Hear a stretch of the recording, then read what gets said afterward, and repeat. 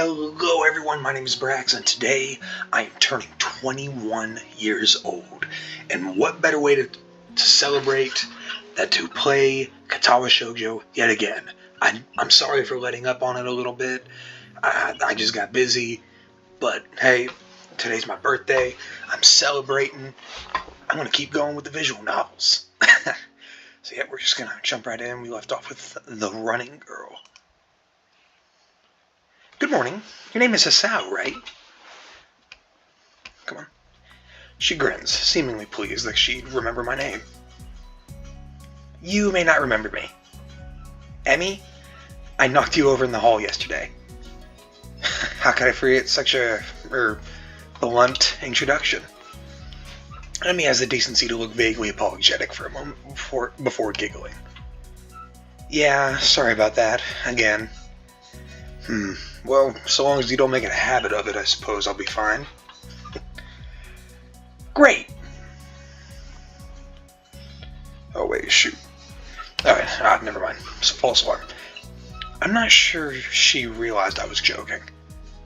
So the spy consultant the nurse was talking about, is that actually you?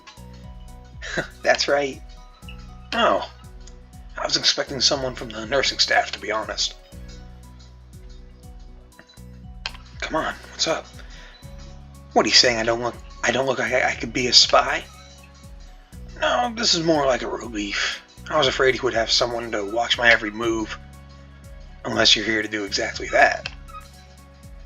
No, I'm here for my own reasons. The nurse just asked me if I had seen a messy-haired transfer student who looks like he's kinda lost around the track.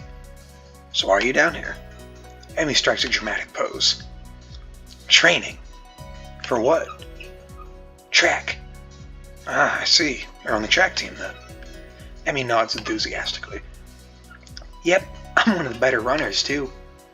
And modest about it too. Hey, you should join up. It's good exercise, you know. I think that much activity is probably out of the question for me. Nah, I'm not even sure that I really like running all that much. Plus, I'm just not into organized sports, you know. It's true. I never even really got into that much into soccer. I mean, I'd run around with my friends and all, but that was really the only reason I ever played. It wasn't for the glory to be found in the field, that's for sure. Emmy seems to understand my meaning. I see. Not that into the whole organization thing. But now that you're here, I guess we're going to run together, huh? What? Sure, I guess. Emmy seems pleased. Are you going to warm up? Real men don't warm up. That's how I act when I go to the gym. Fuck it. Straight to 300. Let's bench it. Oh no, you always warm up. Bad, Hisao. She scolds me enthusiastically, but then smiles and leans closer. I hate warming up too. She laughs suddenly. Heck, and I don't even have to stretch my legs. As if to confirm her statement, she bounces up and down a couple times, giving a passing impression of standing on a pair of springs. Her leg blades seem to be quite elastic. Oh yeah, in case you're for some reason joining in just now, she has no legs. She's got like the prosthetic kind. And she kind of reminds me, not that she reminds me, but the whole running with legs things reminds me of that one dude who had no legs, and he was like some sort of marathon runner, and he murdered his girlfriend or something like that. Anyways, moving on. Let's go! So we both take off around the track, and I can immediately see that she wasn't lying about being good at running. Emmy moves fluidly, throwing herself into the run with a sort of wild abandon. I find myself concentrating more on running properly. Hands spread, right? And something about hitting on the balls of your feet rather than the heels. I try to match my stride to Emmy's, but it's pretty difficult. Apparently, I'm not very good at it. Maybe Emmy could help me with that sometime. I'm not really feeling up to more than a couple of laps today, and slow to walk pretty quickly. Emmy keeps running, and doesn't seem to notice that I've stopped until she passes me a second time. She quickly skids to a halt, breathing steadily in contrast to my own somewhat gasping demeanor. Finished already? I hang my head ruefully. Yeah, I'm not in very good shape right now. Emmy nods and then grins at me again. She seems to do a lot of smiling. Well, the important thing is you started, right? Next time, you just have to try and hold out longer, and then longer, and longer, and eventually you'll be great. I'll keep that in mind. But I think right now I'm going to go get ready for class. Shouldn't you? Emmy shrugs unconcernedly. Nah, I've got plenty of time. I noticed that she's not wearing a watch. Are you sure? Another careless shrug. Not really, but I've got to finish my routine. See you later, Hisao. Yeah, see ya. I'm not sure whether this morning's experiment was a success or a failure, but I'll admit that I do feel slightly good about getting out there this morning. And like Emmy said, I just need to keep at it in order to get better, right? Practice makes perfect, or something like that. It's nice to at least feel like I've taken some semblance of control over my own health. I'll have to try to keep this up. Yeah, I've been trying to go back to the gym just like regularly, and I am like a relatively strong guy, but like I'm not much of an endurance guy. I can't really like run for super long periods of times, or I can't do like 30 sets on of like 145 bench or something like that. I'm more of a like let's lift it once and let's lift it heavy type, if you know what I mean. I head back to the dorms to wash and change into my uniform, trying to resist the urge to take a really long and hot shower. I'm tired from all the running, so I just want to unwind. But I don't want to break my slowly building routine of getting to school before the morning rush. After taking a long shower anyway, I dry myself off and get out of the stall to put on my clothes. Oh, fuck. Out of nowhere, a shadow appears within the mist, looming and radiating malicious intent. It bursts through the fog. This motherfucker. Sup? What are you doing here? What the hell? You scared me. What's your problem? I should be asking you that. I've been looking around all over the place, man. What do you mean, all over the place? I want to ask if he's been looking for me like that, stark naked, but hold my tongue back. I finally realize I'm still naked too, and quickly hold my shirt in front of me. But Kenji doesn't seem to notice a thing. His glasses are fogged up, but then why doesn't he wipe them off? Is his vision so bad, it's like he's perpetually seeing through fog? You know, your room, and yeah, that's it. I mean, I still had to get up, though, whatever, it's not important. Can I borrow some money? He puts on an innocent face and looks away, trying very hard to look casual. It doesn't work. He's as transparent as his window pane-sized glasses. Talking neutrally like this, wearing nothing, feels awkward. Actually, somehow, it's even more awkward to be naked in front of someone when they can't see me being naked, to say nothing of the fact and that he's naked as well. I try to brush the feeling off with little success. Money? Sure. Awesome. Wait, why do you need it? Can't you just give it to me because I had the goodwill not to run through your pockets while you were in the shower? I could have, but I exercised restraint, and in the end, isn't it the thought that counts? Come on, be a pal. This makes no sense. If it's the thought that counts, I should withhold payment. Since his thoughts are so clearly impure, and his intentions are probably even more sinister, since he can't even tell me what they are, I say as much to him. I'm offended, man. But if that is your game, then fine. I guess I have no choice. I want to order a pizza, and I already have most of the cost of the pizza. I need your help for the rest. I get some of that pizza too, right? No. Are you serious? Yeah, I would give you some, but you have class. You don't have time to eat a pizza. What about you? I'm not going to class. I have to wait for the pizza and pay the guy, and then eat it. It's not easy. You have to obtain the pizza stealthily. If you don't, everyone will see you, and the pizza, and they will ask for a slice. It's a hard world out there. Everyone wants a piece. Then you're left pizzaless in an unforgiving world. It's happened before, and that's how I know. Every day I plan my vengeance, so that when the people who wronged me order a pizza, I will be there, ever vigilant. Kenji strikes a dramatic pose, completely without irony. But yeah, I only need like 400 yen. Please, you're my only hope. I can't go outside and buy my own pizza, it's too far. I try not to go out unless it's absolutely necessary. Let me tell you what happened the last time I went out without carefully planning it out in advance. I was outside. I can't remember what I was doing. Something. Standing? Maybe wondering how I got there. And then, out of nowhere, it happened. Like a flash of lightning splitting the sky. Like how you split a sandwich into 2 equal pieces to make it more manageable to hold and eat. A bird crapped on my head. It was the second most shocking moment of my life. What was the first? He ignores me and keeps going. I want to grab him and shake him. Is he just trying to keep momentum? I'll go with that. Even it's more likely he just didn't hear me. It was like the openings to some kind of anime show.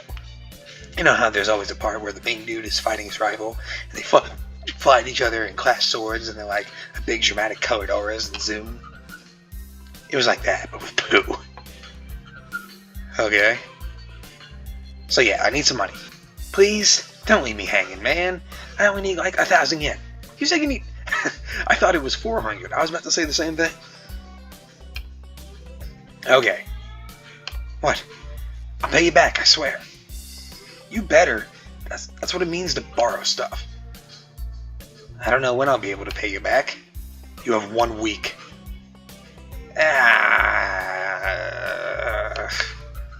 Kenji winces and makes a noise like a dying cow. A particularly disturbing fact given that his baton is conducting freely. You're not supposed to be so tight-passed about money between brothers in arms, man. Men have it as bad as it is. Did you know that male porn stars only make about half of what female porn stars make? I've never heard anyone say that, but I totally believe it. That doesn't mean anything unless you're a porn star. So maybe I am a porn star on the side, struggling to make ends meet as I fight the feminist agenda. You can't spot me, you clumsy bastard. Nobody understands. Nobody. Wouldn't feminists be against pornography in the first place? You'd think so. This game was not made today. This feminist agenda stuff again. This stuff is important. I can see that you don't give a shit, but this is serious. Here, feminists are a dangerous enemy. Make no mistake. You take them lightly, and you'll wake up in the morning with a knife in your back. Bam! Out of nowhere. Okay, I got called away for a second, but I'm back. Alright, we're gonna keep going. How do you wake up in the morning if someone stabbed you in your sleep? Women are terrible at stabbing things. It's true, they are. They're also bad at driving. I thought you said you just don't take them lightly. Well, I mean, I don't take them lightly for the big things. Individually, they're not a threat, but if there was some kind of war, like a big war, with men on one side and the feminist forces on the other side, it would be pretty ugly. And that day will come, when the feminists come out of their central, top-secret, worldwide feminist headquarters and say, "It's on now, motherfuckers." You are being ridiculous. There's no big worldwide feminist headquarters building. Where would they even hide that? I mean, it'd have to be it'd have to be massive. You couldn't hide that on Earth. Someone would notice the big fortress with women only in it. Who said it was on Earth? I turn away from Kenji and start practicing frowning faces in a mirror so that I can figure out what kind of frown will be best to express my emotions. He can't see me from this distance away. Which unfortunately means that he just keeps on ranting without any regard to sense or sensibility. Yeah, there's a war going on. A war not many know about. But it's a great one that will one day boil over and encompass all of the known world. Then we have to pick sides. We will have to make a stand. In fact, it's happening now. Imagine it. The bloody battlefield, a vicious conflict without an end. I almost gave up when I thought this cause was silly, when I grew tired of the bleakness of our fight, when I mistook the time the power went out for a feminist raid and thought the end was near. But then I realized that if I gave up, it would all be over. It was like a whoa, and I knew it had to get serious. I had to get serious, because I am the last sane man in an insane world. It's about duty.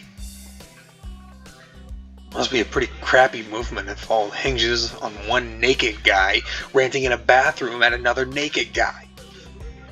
So can I have the money? He's blocking the way out. It's getting cold because I'm still naked and I want to go to class, so I agree to spot him the money. Awesome, thanks dude.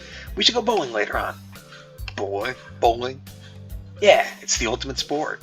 There are almost no women bowlers either, making it also the manliest sport. Should I wear my pink bowling shirt that matches shoes, or the pastel green with flower accents? There are bowling clothes. Maybe. Anyway, you'd better pay me back. I can pay you back in stuff, right? I don't have the time to ask him to elaborate on what that means. I don't know. I have to get to class and you're kind of in the way. Oh, sorry, yeah. I didn't want to hold you up, and I have some other stuff to do myself. The time's come. The time for what? I just like saying that. Okay, now the time has finally come. Has really come. For what? I have to use the bathroom. Get out of it. I was just going to. What does that mean? It's a big bathroom. So I have to be alone or I can't go. The pressure. Okay, what if someone else comes in? I'll think of something. I give him my practiced frown, and it looks kind of silly reflected in his glasses. He either doesn't notice or doesn't see. Anyway, so I get dressed and run back to my room, feeling as though the eternity has passed since I woke up. Good God, man, I need a sip of tea. Delicious. That is time I will never get back. I'll get him for this somehow. But right now I have to get to class. I'm the first person in class today, although I think I'm a little too early. Then again, sitting alone for 20 minutes sure beats having to suffer that time with Kenji. The combination of fatigue, frustration, and boredom starts making me feel very tired. I black out for a second, waking up when my head hits the surface on my desk. Rubbing my forehead, I realize this is a good reason as any to stay up for now and stop coming to class so early later. Eventually, I hear tapping noises outside in the hallway. It's Lily's tall figure appears in the doorway. She's not in this class, so she must have some other business. Maybe she's looking for Hanako. Lily stops at the door, looking hesitant, as if she was a vampire who can't come in unless invited. I consider doing so because she looks rather lonesome standing there. She steps in on her own accord, though, after straightening her skirt and shirt collar, as if it was importance to her look. Oh my God! As if it was of importance to look prim when entering our classroom. Excuse me, she calls into the quiet classroom with a probing, delicate voice. I realize the silence might unnerve her because of her blindness, so I break it. Good morning, Lily. Is Sal? Good morning, I didn't hear you come in. I wonder if she thinks it's suspicious I didn't say anything to her before. It's likely. If I were to tell too big a lie now, it would sink me. Well, I was already here, just asleep until now. Oh, have you seen Hanako today by any chance? No, she seems to have come in only just before the bells ring, or after that. Do you want me to tell her something for you? No, it's fine. It's strange, but I think we're the only two people in the school right now. I didn't hear anyone else on my way in here. I shouldn't have gotten up so early today, I guess. You're chastising yourself for doing something that other people should. Punctuality is a good thing. I think so anyways. It's a very busy morning today. The festival is coming up soon, and today's the deadline for event registration, budget reports, and any other official paperwork. It could be that everyone is trying to complete the necessary forms at the last minute. Maybe that is why it's so quiet today. Hi. That kind of scared me a little. Misha pops into the room with Shizune as if on cue, shouting with a loudness that makes Lily visibly flinch. Ooh, getting called away again. Remember how I said it was my birthday? Well, that was just a phone call from my aunt and my little cousin wishing me a happy birthday. That shit, it just warms my heart. All right, anyways. Hi, Hichan. Hi. Shizune. Oh yeah, she signed something. Look, it's the class representative. Hello. Lily smiles, probably amused by Misha's or Shizune's use of the word look. Good morning. She signs. Of course, you're not the representative of this class, right? I'm not. Lily seems to be a little more guarded in her answers to Shizune than she was with me the other day. I guess they really don't get along at all. Yeah, it must be hard for a blind person and a deaf person to communicate. When I realize that Lily might actually not know Shizune is present, and she's trying to detect whether or not she is, to know who she is talking to. For all she knows, she's talking to Misha, but knowing that she and Shizune are practically inseparable, she might expect Shizune being the one that actually talks. Damn, how complicated. I decided to help Lily out, for my own peace of mind more than anything else. You're here early, Shizune. She signs. You were here even earlier than us. Misha puffs out her cheeks angrily. Why is she getting angry? Does she feel emotions on Shizune's behalf, too? It's not that weird, though, that Shizune didn't like my little comment. It's true, I was here earlier than them, so me saying something like that could definitely be misinterpreted as anything. Especially to Shizune, who doesn't have the benefit of hearing tone to gauge intent. Before I can start weighing whether or not I should apologize, Shizune has already moved on. She signs. Class rep, it's a good thing you're here. We have to talk. She signs. The festival is coming up in 3 days, right? Every other class has already handed in their projected budget reports for the events, even the first years, except you. There is still time to hand it in, isn't there? Shizune signs angrily, it looks like. Today. The deadline is today. You're certainly taking your time, aren't you? If I had it my way, I'd have had all of the necessary paperwork days ago. But someone had to say, the deadline, please extend it. Yes, that was me. Planning something on this scale is not a small task, and a week is too small a time frame to expect a whole class to work out in such complex issue completely. She signs. Do you want to know what's harder than distributing the funds for one class's event? Handing the same matter for every class in the school, and then some. The one who does that is me. Misha puts her hands on her hips and stands up straight. Oh, she is really getting into the role. Lily doesn't look like she's very amused, though. Hey, Shizune, aren't you being a little hard on her? There's still a whole day left. Please, Asao, it's all right. Lily seems happy I'm taking her side, but conflicted. God damn it! But a bit conflicted that I might not think she can take care of herself. If this is about the budget, then I am disappointed you think I have forgotten about it. I understand how important it is. Shizune signs. Then, can I have it, please? Shizune, she might not have it on her at this exact second. It's not here right now. I asked 2 students to take care of it for me. Students from my class. She emphasizes the last sentence so much to my surprise. She knows about Shizune and Misha's efforts to rope me into the student council.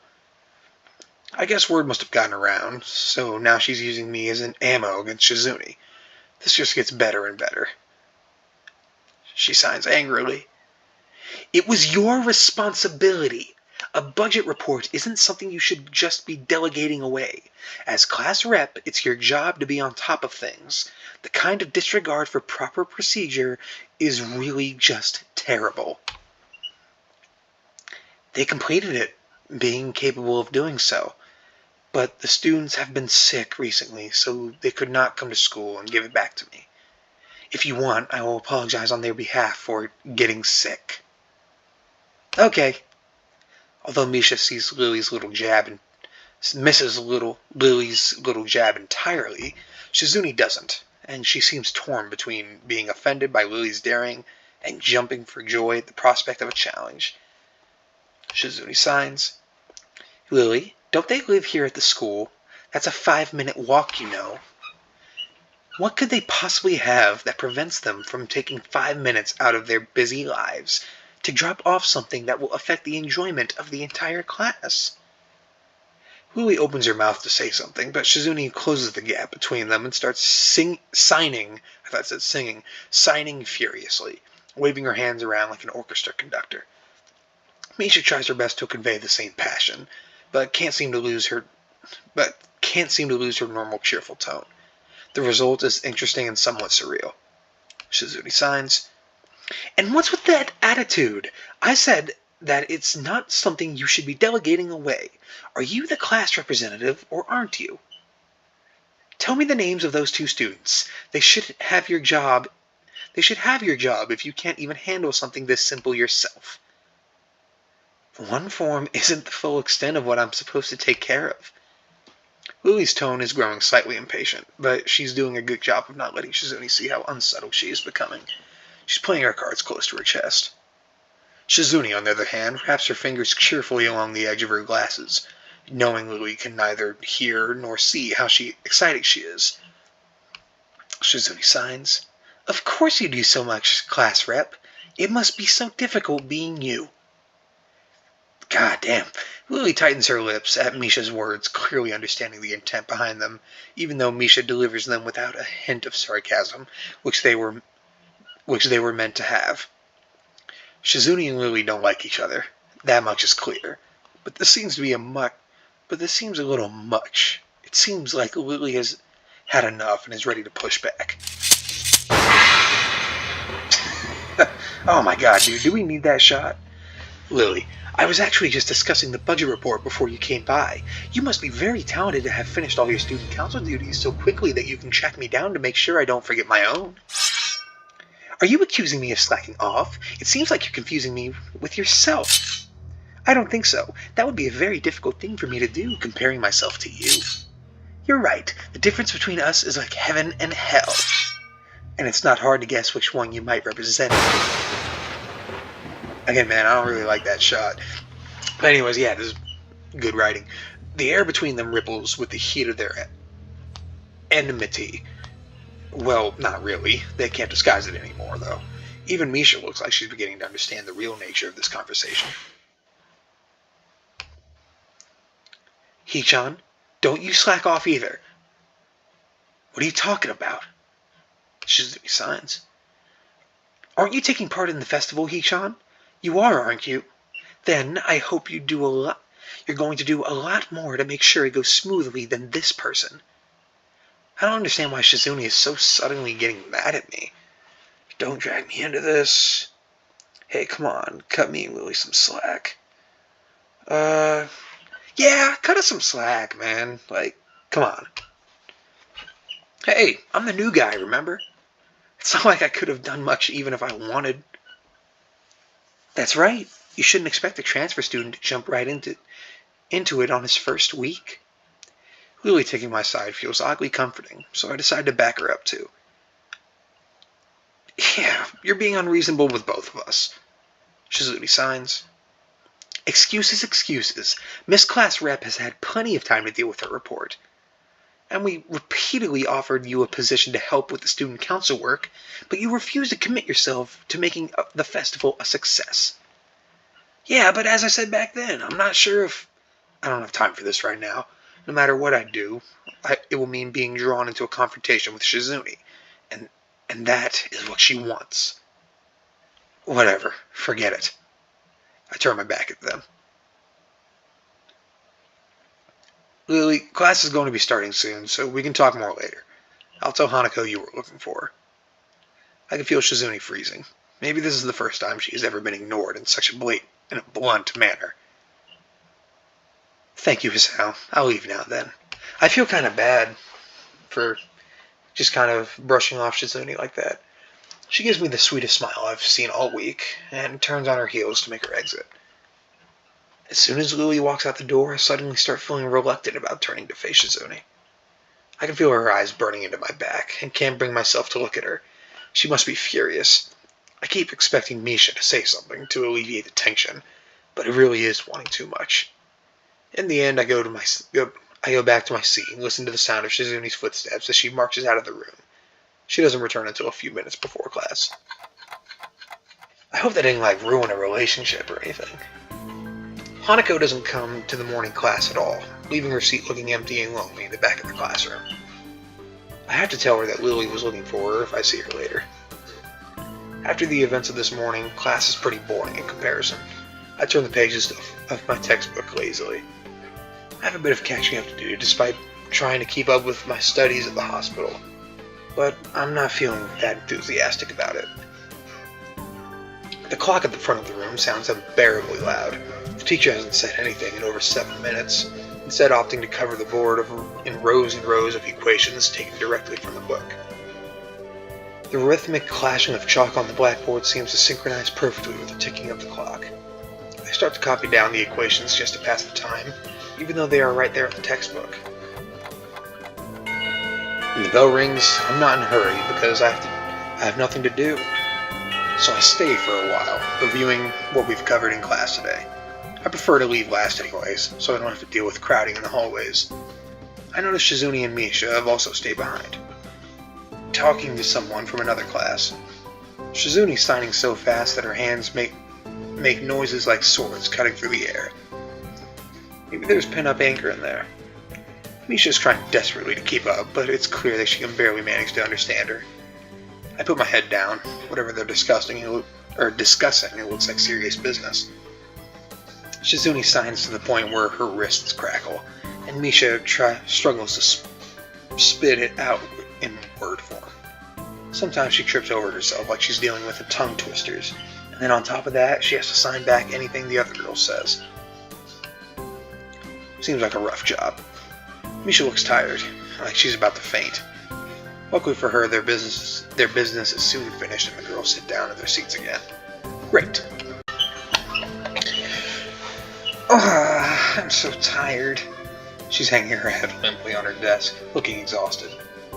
I'll use the opportunity to reconcile with Shizune a bit, without getting roped into the student council thing again, though I suspect that the door is now closed for me. Festival preparations must be tough for you. Indeed, the people in the school seem to be taking the festival very seriously. Whenever I see people idling around before their classes, they're always talking with about their plans for it. Wait, what? No, I didn't press pause. It's kind of neat to see everyone being so enthusiastic about it. I'm probably the only one who doesn't have something to do. Shizune scoffs at me at first, as if trying to decide whether to ignore or sneer at me. But in the end, she starts signing without doing either. Misha perks up, looking at her hands with slightly unfocused eyes. She signs with harsh, heavy, dramatic strokes. Misha translates her signing into speech for me. She does it so well, it's almost like Shizune is actually speaking, transmitting her thoughts directly through Misha. She must have practiced it vigorously. Well, of course, we're in the student council, you know, so we're pretty busy. She signs again. It's an important duty of ours to ensure the success of the festival with all our strength. She signs. We would shame ourselves in front of the past student council generations if the festival were to fail. Shizune signs. That's why there must be no flaws, I think that was encumbrances. Nothing that might make the festival short of perfect. Shizune's passionate speech and Misha's enacting are really oddly fitting of them. Oh? Hello. Oh, it's Hanako. Hanako. Oh, Hanako. I look over my shoulder and see Hanako peering timidly into the classroom, most of her body hidden behind the door. Hey! Playing delinquent again? Playing delinquent again? Hanako blushes hard at Misha's straightforward jab, even if it was only in jest. Shizune signs. Shizune stares at her probingly, causing Hanako to look down and start around at the edge of the door. Maybe she's showing her dislike of Hanako by association of her dislike of Lily. It appears so, and Hanako probably knows it as well. What is it, Hanako? Has Lily been here? Sorry, haven't seen Satao. She, came by in the morning, though. Hanako keeps looking uneasily at Shizune, who stares back at her with her usual studying gaze. What is she trying to do? Of course Shizune isn't going to look away, and she is intimidating enough as it is, so I can only imagine how terrified Hanako would be. It is a little uncomfortable watching Hanako's reaction to Shizune's normal behavior. This is what happens when the two people with two different extremes meet, it seems. Do you know where she is? Shizune signs. If she has any sense in her head, she's in her classroom working on her festival project. But who knows where that woman is loitering at? You need to find her? She was looking for you in the morning, but I guess you have missed each other. She waits a little without answering the simple question, looking awfully like she's not sure if it's proper to answer such a question. Yeah. I can come with you, if it's okay. Hanako nods fractionally, still on guard, her shoulders stiff like wood. I get the feeling that she might be more comfortable by herself after all, but it's too late to back off now. She has this really troubled expression she seems to wear almost constantly, one that makes me constantly be on guard myself. I wonder why. I kind of understand why she always seems to be so wary, or maybe more like why there could be a reason to like a person like her. But I still have no idea how I could act around such a person. It's dinner time soon. Are you planning to eat with Lily? She nods slightly. So she must have been trying to get in the cafeteria. Well, there's something of a dinner crowd, just like the cafeteria is crowded during lunch. It's not as bad because dinner time is longer than the lunch hour, but I can understand why Hanako could be discouraged from going in. I pick up my bag and we take our leave. Hanako skips a little to meet my initial pace, so I slow down to match her speed. It doesn't take long for us to be walking at a comfortable pace down the hallway. It almost feels like we're going for a stroll together, something that I can't say I've really done before with a girl. Hanako doesn't seem to be thinking the same way, though. Even though we are walking at the same pace, she never comes within arm's reach of me. I guess she's still a little uncomfortable around me, given how shy she is. There doesn't seem to be much helping it, at least for now. By the time we arrive at the cafeteria, there's not much of a crowd there, but Lily is nowhere to be seen. Hanako's head sinks even lower than usual. Have you looked somewhere else already? Just the library. I was reading. So she does spend the classes she skips at the library. So not exactly a thorough search then. Well, if I had to guess, she'd be in her own class, like Shizune said, right? Right. With the slightest of nods, Hanako agrees with my reasoning. God, she's being so awkward. Dude, shut the fuck up. Shut the fuck up, man. Hey. She has a kind of a rough go of it, and like she's a little shy. So what? Stop being a dick. It's like I need some double-layered silk gloves with padding to even begin interacting with her. Yeah, dude. So what? Some small talk might help her become a bit more used to me. It isn't hard to tell that the silence between us is hovering on the edge of both of our minds. So, you and Lily usually hang out together after class, right? Yes. I'm not quite sure what I expected from her answer, nor why I even asked the question. That much was rather obvious after all.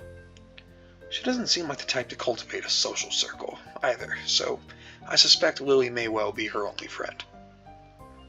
Must be a pain in being in different classes, I'm guessing. She gives a sharp, almost reflexive nod. Compared to Lily's careful thought about her actions and speech, Hanako hastens to make her answers as prompt and short as possible. Lily comes by the classroom, though, even when she's busy. She gives a small smile and says it, as she says it, evidently appreciating the fact that Lily goes out of her way to help her. It's pretty cute, really. There isn't any need to say more. Both of us content with that the discussions reached an end. As we ascend the stairs back to the lobby, we are met by a group of students heading downstairs, like a school of fish moving from one feeding area to another. They seem to be keeping mostly to themselves, but before I can even notice her doing so, Hanako has moved around behind me. Hey, are you alright? Just keep going. The students pass us without as much as a second glance, and Hanako takes up position to my side again as we enter the building, her momentary reprieve from her anxiety all but snatched away. Even as we climb towards the third floor, she doesn't seem to relax. It isn't as if I've never known any shy person before, or even shy girls, but Hanako seems to be pretty far beyond what I call normal in her fear of other people. Well, dude, obviously, yeah, a girl is going to be a little self-conscious when she has scars like that, man. Why are you being such a dick? It makes me feel like a dick. I don't know, man. Fucking grow up or some shit like that. Man, I love it when a game makes me hate the character I play as. It makes me hate myself. And if it weren't for Lily acting as a mediator, I doubt Hanako would have even been able to walk beside me like this. She seems to be completely shut down in the presence of others. The rest of the walk up to Lily's classroom continues in a strained silence, while I rue her inability to socialize at all, dude. Fuck. After we make our way up the stairs, the noise coming from Lily's classroom is audible from halfway down the hallway. I wasn't expecting such a din at all. Oh, I guess we found her. I don't press it. Why does it keep doing that? Stop it! This wasn't hard. Did Hanako come here first and then come to me for backup, I wonder? Well, if that's true, then at least she's starting to trust me a little. That can only be a good thing. Not when you're acting like a dick. Eventually, the two of us reach the door to class 3-2, with Hanako less than subtly positioning herself behind me. I open the door. Inside is a hive of activity, seemingly every student in the class talking at once as they work hurriedly on separate tasks. Going by the paint cans, decorations, and banners being made, it must be for the upcoming school festival. I guess my first priority should be finding Lily. There. Finding her among the din is surprisingly easy, not the least bit because of her looks. With a couple of students gathered around her as she stands at the front of the class, she seems to be in charge of the preparations, or at least busy organizing them. Carefully negotiating a path through the various students, hunched over the floor for a lack of desk space, I raise my hand entirely out of habit as we finally reach her. Bye, Lily. She perks her head up as she breaks off, talking to a noticeably smaller girl, who must be her classmate, trying to listen as best she can. Sorry, who? Oh, sorry, it's Sal. I have Hanako, too. Hi. She's pretty skittish, considering the number of people around. It isn't too hard to work out why. Lily takes a moment to pause and assess the situation before turning to the other student. Thanks again. For the moment, just ask Moria for his advice. Moria for his advice. Kenji's busy with painting one of the banners already. Kenji? A quick nod, and she bounces off, fingers carefully sliding on the wall, while his face for orientation. Wait, Kenji? That Kenji? I quickly turn around, leaning to the side to see past Hanako. Sure enough, in the corner of the room, Kenji's hunched over a sheet of cloth as he paints it. His eyes remain only anxious for the brush, reminding me of how close he had to be to make out my face with it. Sorry about that. Our class doesn't have many students with even partial eyesight, so they're in high demand. That's right. Class 3-2 was specially for students with poor vision. Preparing for the festival must be pretty arduous for them. Need a hand? I can help. I can give you help if you need some. Maybe Hanako could too. A chance to set her mind on something would do her good, but I doubt she has the courage to ask outright. She quickly nods at information afterwards, so I'm confident I made the right move. Louis gives a notable sigh of relief. Ah, that's good. This might actually get finished before everyone goes off for dinner now. Would you be able to help the person painting the main banner? It's a big task for him to do, but nobody else can help. Kenji? Sure. She seems surprised that I know him. I can hardly blame her. I take it you've met? Our rooms in the dorm are right next to each other. Hard to miss each other, really. Well, it's good to see you're getting friends so fast. Friend. I wonder if that's the right word to use for it. Man, everyone is waiting till now to text and call me. Hanako's silence during the proceedings reminds me of the reason I put her up to helping in the first place. We'll go help him then. He knows what needs doing, right? That's right, just ask if you have any problems. Coursing in assent, Hanako and I begin another trek across the classroom. Kenji sits crouched on the floor, his gaze fixed on the white calico in front of him. Hey, Kenji. No answer. He continues dragging his paint-soaked brush along the large half-printed kanji that's sketched on the sheen pencil. Kenji? Huh? Who? What? Who is it? If this is the way he treats class members, it's no small wonder he's working on this alone. It's me, Hisao, from the... Right, I know the man. What are you doing here, though? His dismissive attitude annoys me. He must be the type to really get focused on his work, hating to be disturbed by anyone until he's done, I suppose. While we talk, the sound of Hanako's footsteps as she walks out from behind me reminds me that she's here. I was going to help with the banner. Hanako and I, that is. Hello. Oh, hey. I guess I'm okay. As soon as Hanako enters the equation, his demeanor takes a complete about-face. His sudden faux hospitality is slightly unsettling. Oh, right, women. On second thoughts, this may not have been a great idea after all. Hanako and I grudgingly set ourselves down on the opposite side of the cloth banner into Kenji, noting the several small paint tins on the ground around it. Class 3-2. Noodle stall? You guys selling noodles at the festival on Sunday? Yeah, some stalls outside or something. Or something. His non-committal nature sparks a fair amount of suspicion on my behalf. The task at hand comes first, though. So, how do you want to split this? We do borders while you do the text, or do you want to switch and do the borders?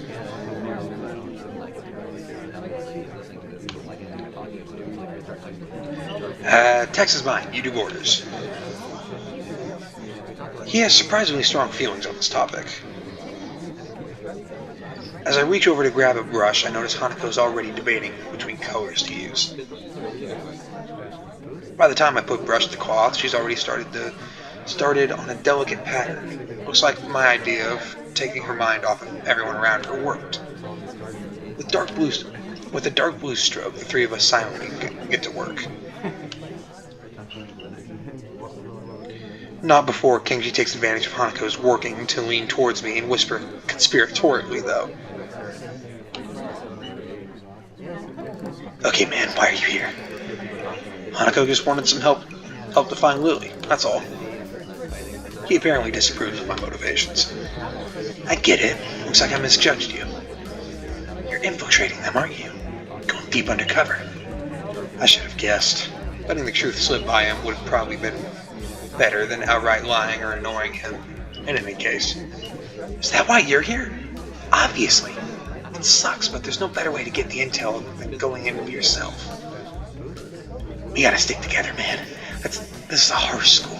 A harsh world. Yes, very harsh. He misses my true meaning as he leans back, satisfied and sympathetic to his cause. I'd better get down to work. Finished. Looks like I am too. Good job. The two of us connect up the lines of our patterns, mine being as close a copy as I could manage of hers. With a grunt, I lever myself up from the floor and look around. Aside from Hanako and myself, there's only Kenji left finishing off a sign, as well as Lily and a couple of students talking amongst themselves in the classroom. Looking at my watch, it's no surprise it's getting pretty late. Need a hand? I offer a hand to Hanako, which she uses to get herself up. What was that? It sounded like someone was trying to break in for a second. I think my dad just locked the door. As she does, I can't help but glance at her wrist. If her scars extend even to there, just how much of her body was burned. I feel a pang of guilt about it however, as she quickly covers her wrist with her other hand. Looks good, doesn't it? She looks surprised for a moment before noticing that I mean the banner. It does, I guess. Her smile shows that she feels a slight sense of pride in the result, just as I do. With the floor significantly neater than for the decorations being placed on desks and shelves, it's much easier to get Lily as we cross the room. We finish the banner. I guess that's all that needs to be done. Lily gives an appreciative nod. Thank you, Asao and Hanako. If there's any way I can thank you? Yeah, it's fine. Beats sitting in my room studying at any rate. I don't mind either. She nods before suddenly remembering one last person. Oh, is Kenji still here? Just as I open my mouth, Kenji gives the answer from the other side of the room. Yeah, just finished. He carefully slides his sign onto an empty section of the shelf to dry, before quickly walking past us and out the door. See you, man. Bye. The remaining two students say their goodbyes to Lily before taking their cue to leave as well, leaving only the three of us. Well, I guess that's everyone. I hope you don't have to do anything like that again. Working past school time? Indeed. The class's plans this year were ambitious. Maybe too ambitious. The stalls look nice, though. She's right. It shows that a lot of work's gone into them. My. I'm sure a lot of us would be glad to hear that. At least now there's not much work to do until the festival itself. Were they in there by themselves? Was there just an entire room full of blind students with no assistance whatsoever in craftsmanship? Not saying they can't do it or whatever, but was there not an adult in there supervising? It's getting pretty late. Should we go? That's probably a good idea. Are you going back to the dorms as well, Asao? Yeah, I guess I'll tag along. The nighttime lighting really makes the gardens look quite different. Compared to the usual look of lush greenery, things are much more calm. Being that it's so late, the lack of students from around probably helps. The odd one or two can be seen scurrying to and from the dorms, trying to eke the most out of their approaching curfews, but no more. All that could be heard is our footsteps, in addition to Lily's cane regularly gently tapping the ground in front of her. It's nice to finally be able to relax a bit after the mad rush during school. Without even noticing, I let out a small yawn. Tired? Yeah, still getting used to the flow of things, I guess. The thing with Shizune took me kind of off guard, though. I grit my teeth a little at the candid mention of their rather public spat. That said, I do want to sort out what in the world was behind it. About that, I'm sorry about it being so public. Shizune and I go back some ways. Her voice seems slightly irritated as she remembers Shizune, obviously unwilling to discuss it any further. I glance to Hanako for her views on this, but her expression is unsurprisingly evasive and difficult to read. Either way, I guess her apologizing for it is something, even if my curiosity goes unanswered. I'll be glad once the festival is over in any case. Exchange of topics welcome, clearing the thickening air quickly. I can imagine. My old school's festivals were a lot more low-key than this. Yamaku stresses the idea of a school community, so the staff likes to make our festivals and such special occasions. And yet the students are the ones who do the work. What an unfair world. Hanako and Lily both chuckle in agreement, savoring the fact that none of the staff are around to hear our grumbling. I suppose coming from a strict, all-girls school helped me a bit with Yamaku. Compared to there, Yamaku is much more relaxed. That'd go away towards explaining her well-bred speech and behavior, in any case. As we come to the dormitories, it eventually comes time to leave for our respective rooms. See you, Lily. Hanako. The two both give me a polite nod before setting off to the women's dorms, just next to the guys'.